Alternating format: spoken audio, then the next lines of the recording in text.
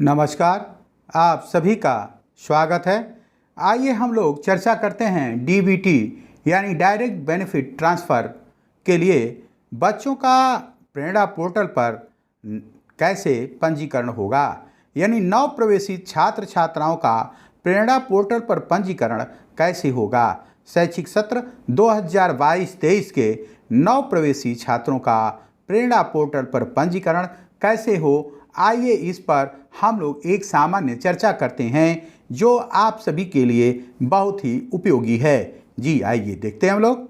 जी देखिए कि नवीन पंजीकरण के लिए कुछ महत्वपूर्ण निर्देश जारी किए गए हैं।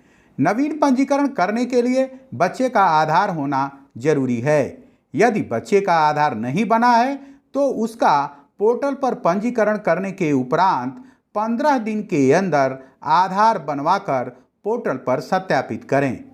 डीबीटी योजना का लाभ लेने के लिए बच्चे के अभिभावक के रूप में उसके माता पिता का ही आधार सत्यापित करें। यदि बच्चे के माता पिता जीवित नहीं हैं तो अभिभावक के रूप में पोर्टल पर उपलब्ध ऑप्शन में से किसी एक का आधार सत्यापित कर सकते हैं, लेकिन उस दशा में आपको ग्राम प्रधान या सभासद द्वारा प्रमाणित कर लेना होगा कि बच्चे के माता एवं पिता किसी के कोई जीवित नहीं है। यानी माता पिता के किसी के जीवित ना होने का प्रमाण पत्र विद्यालय में रखना होगा। आधार को सत्यापित करने के लिए पोर्टल पर आपको 3 अवसर मिलेंगे। कृपया आधार कार्ड से विवरण मिलाते हुए हूबहू पोर्टल पर अंकित करें। यदि किसी बच्चे या अभिभावक के आधार में कोई त्रुटि है, जैसे कि डेट ऑफ बर्थ, नाम की, तो उसे आधार सेंटर पर ले जाकर आधार को संशोधित कर लें, तदुपरांत ही पोर्टल पर एंट्री करें। जी आपने देखा कि बच्चे का आधार होना जरूरी है। अगर आधार नहीं है तो उसका पंजीकरण करें और 15 दिन के अंदर आधार बनवाकर पोर्टल पर सत्यापित करें। डीबीटी योजना के लाभ के लिए अभिभावक के रूप में उसके माता पिता का ही आधार सत्यापित करें। यदि माता पिता जीवित नहीं है तो जो ऑप्शन दिया गया है तीसरे व्यक्ति के रूप में उसका आधार सत्यापित करें, लेकिन उस दशा में आपको ग्राम प्रधान या सभासद के द्वारा यह प्रमाणित रखना होगा अपने विद्यालय में कि बच्चे के माता पिता किसी के जीवित ना होने का प्रमाण विद्यालय में आपको रखना है। आधार को सत्यापित करने के लिए पोर्टल पर आपको 3 अवसर मिलेंगे। कृपया आधार कार्ड से विवरण मिलाते हुए हूबहू पोर्टल पर अंकित करें। यदि किसी बच्चे या अभिभावक के आधार में कोई त्रुटि है, जैसे कि डेट ऑफ बर्थ, नाम की, तो उसे आधार सेंटर पर ले जाकर आधार को संशोधित करवा लें और तदुपरांत ही पोर्टल पर उसे एंट्री करें। जी अगर कोई त्रुटि है जन्म प्रमाण पत्र संबंधित या उसके नाम से संबंधित, डेट ऑफ बर्थ से संबंधित या उसके नाम से संबंधित, तो उसे जरूर सुधरवा लें। जी आइए हम लोग आगे देखते हैं। पहला स्टेप है कि सर्वप्रथम www.prerana.up.in पर हम लोग ब्राउज़र को ओपन करें।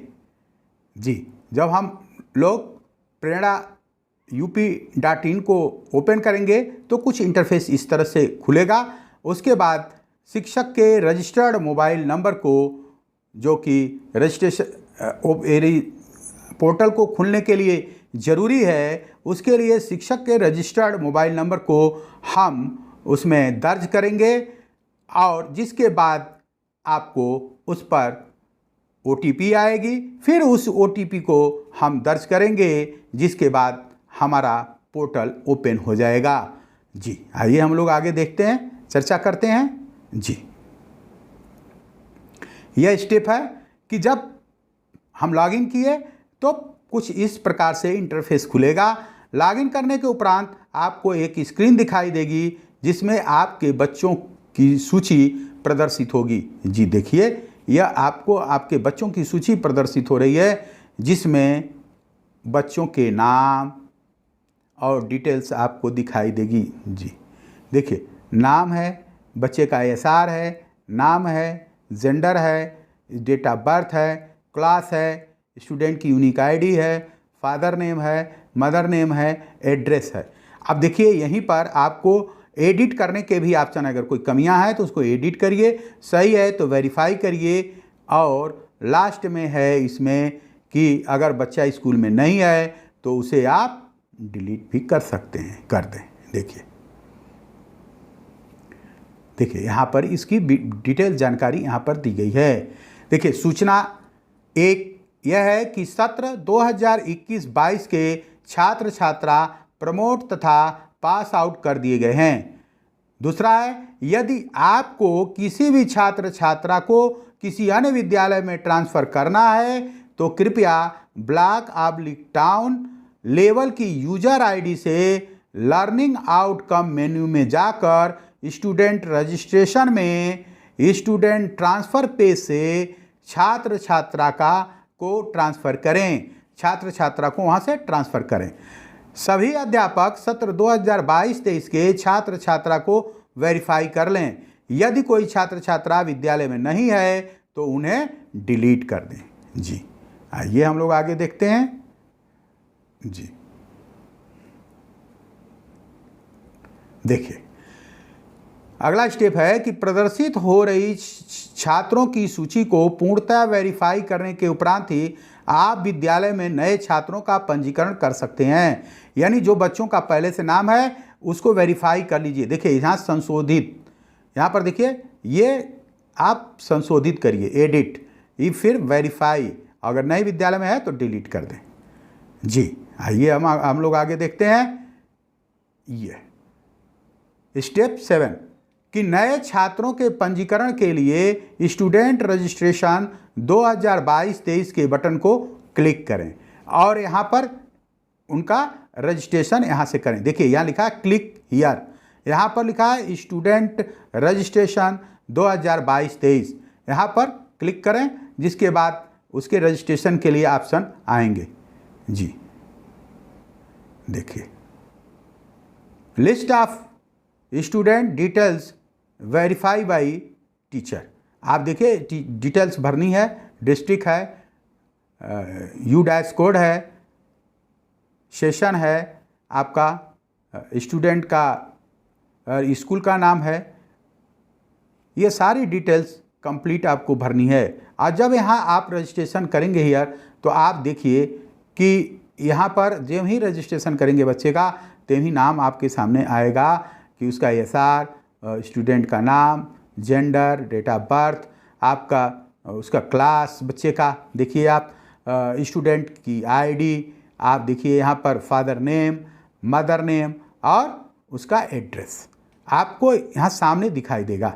जी आइए देखिए, और इसके बाद यहाँ देखिए लिखा हुआ है कि student record verify by teacher, यानी शिक्षक ने रिकॉर्ड वेरीफाई करके ही उसे यहाँ पर दर्ज किया है। हमारे शिक्षक गण ने उसे यहाँ पर उसके रिकॉर्ड को वेरीफाई करके ही दर्ज किया है। तो हमारे शिक्षक गण इसको काफ़ी गंभीरता से देखेंगे कि जो चीज़ें यहाँ पर मांगी जा रही हैं उसे हम काफ़ी सावधानी से भरेंगे। जी आइए आगे हम लोग देखते हैं। आगे ये देखिए अत्यंत महत्वपूर्ण जानकारी है यह कि यहाँ पर कि क्लिक करने के उपरांत एक फॉर्म खुलेगा जिसमें आपको निम्न जानकारी उपलब्ध करानी है। जिस कक्षा में आपको पंजीकरण करना है उस कक्षा को चुनें। कक्षा चुनने के उपरांत एक फॉर्म प्रदर्शित होगा, इसको आप इसमें जो है आप बच्चे की पूरी जानकारी भरिए और उसके बाद प्रोसीड टू सेव की बटन को दबाइए। यानी बच्चे की पूरी जानकारी भरने के बाद ही आप सेव करेंगे। जी देखिए इसमें एक चीज़ और दी गई है जिसको आप जान लीजिए, आपके लिए बहुत ज़रूरी है कि पिछले चरण में सभी छात्र छात्राएं प्रमोट कर दिए गए हैं। पिछले चरण के सभी छात्र छात्राएं जो विगत सत्र है 21-22 उसके सभी छात्र छात्राओं को प्रमोट कर दिया गया है। इसलिए विगत सत्र 2021 और 22 में पंजीकृत छात्र छात्राओं को सत्र 2022-23 के अगली कक्षा में देखें। यदि कंपोजिट विद्यालय यानी PS विद PS कंपोजिट हुआ है तो वह कक्षा 1 से 5 दिखेगी।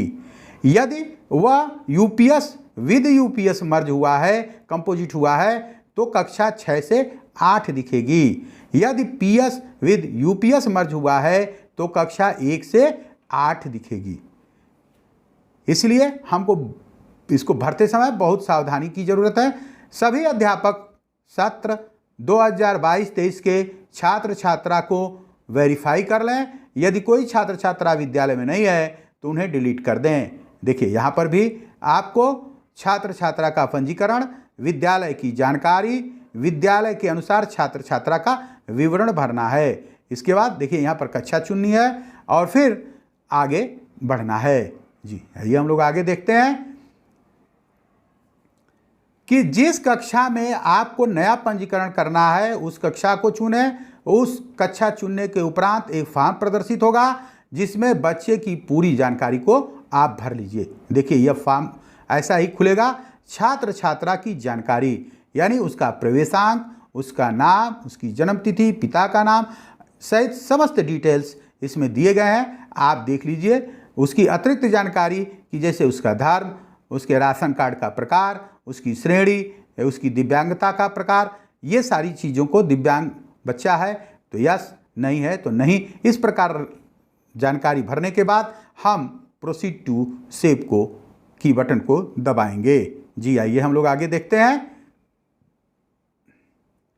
जी अब आप देखिए कि बच्चे का आधार नहीं बना है तो नहीं का ऑप्शन चुनने पर एक बॉक्स खुलेगा जिसमें 2 विकल्प होंगे। यानी बच्चे का आधार नहीं बना है, 10वां स्टेप है कि बच्चे का आधार नहीं बना है तो नहीं का ऑप्शन चुनने पर एक बॉक्स खुलेगा जिसमें 2 विकल्प होंगे। विकल्प 1 आधार बनने की प्रक्रिया में है, 2 आधार बना ही नहीं है। तो अगर एक आप चूज करते हैं तो उसमें बच्चे के आधार का इनरोलमेंट स्लिप जिस पर 14 अंक की संख्या दी गई होगी वो उसे वहाँ पर भरना होगा। तो आप देखिए यहाँ ऑप्शन, इस चीज़ को देखिए, विद्यालय के अनुसार छात्र छात्रा का विवरण, यहाँ क्लिक करिए, यहाँ देखिए उसके डिटेल्स आपको मिलेंगे। फिर छात्र छात्रा की जानकारी यानी बच्चा का, छात्र छात्रा का आधार बना है कि नहीं बना है। अगर नहीं बना है तो आप वहाँ नहीं दर्ज करेंगे।